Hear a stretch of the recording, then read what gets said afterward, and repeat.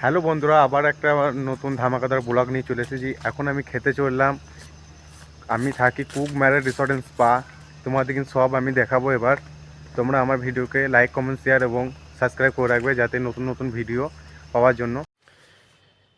দেখতেই পাচ্ছেন বন্ধুরা, এটা হচ্ছে পাহাড়ের ওপরের মানে রুম আছে।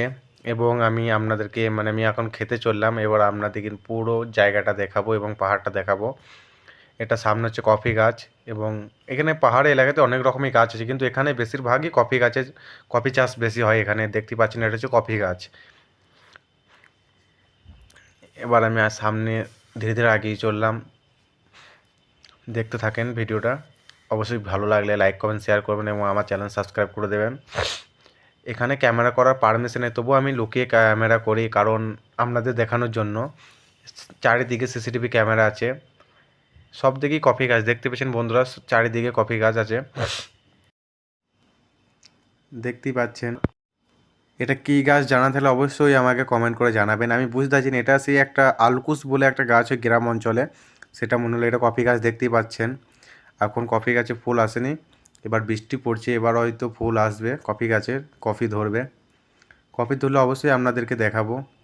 আমি ধীরে ধীরে আগিয়ে চললাম। এটা হচ্ছে গেস্ট রুম। এখানে মানুষজন ঘুরতে এলে, গেস্টজন এলে মানে এখানে রুম ভাড়া নিয়ে থাকে। এটা কী গাছ অবশ্যই জানা থাকলে কমেন্ট করবেন, আমি জানি না। আর এটা আমি দেখেছি বাড়িতে এবং বিয়ের গাড়ি, বরযাত্রী যখন যায় তখন এই গাড়িটা মানে সাজায় এই গাছ। আকাশের মৌসমটা ভালোই লাগছে দেখছি। একটু আগেই বৃষ্টি হলো, সব পাহাড়ি এলাকা। এটাও কী গাছ জানা নেই আমার। এটা হচ্ছে রুম, চারি সাইডে রুম আর পাহাড়ের ওপরে রুম। এটাও মনে হয় সেই বিয়ে বাড়িতে যে ওই ফুল গাছই হবে। এটা একটা রুম। আমি এখন ধীরে ধীরে সামনে দিয়ে আগিয়ে চললাম। বৃষ্টি পড়লে গাছপালা, ঘাস দেখতে সবুজ লাগে এবং দেখতে অসুন্দর মানে সুন্দর লাগে খুব। মানে আমার তো খুব ফেভারিট লাগে। আপনাদের কেমন লাগে এবং কমেন্টে জানাবেন অবশ্যই। এটা কী গাছ জানি না, কলা গাছের মতন, বুঝতে পারছি না।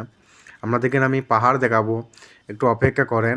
আমি যেতে দিন আমাকে সামনে। ওই দিকে গেস্ট থাকে, সেই জন্য অত ভিডিও করতে। এটা কী গাছ এটা জানি না, কারণ এখন বৃষ্টি পড়ছে সেই জন্য পাতাটা লাল লাল করে মানে কালার হয়ে আছে। সামনে দেখতেই পাচ্ছেন একটা বড় উঁচু পাহাড়। এখানে আমরা বাস নিয়ে যাই যখন মাঝে মাঝে ঘুরতে।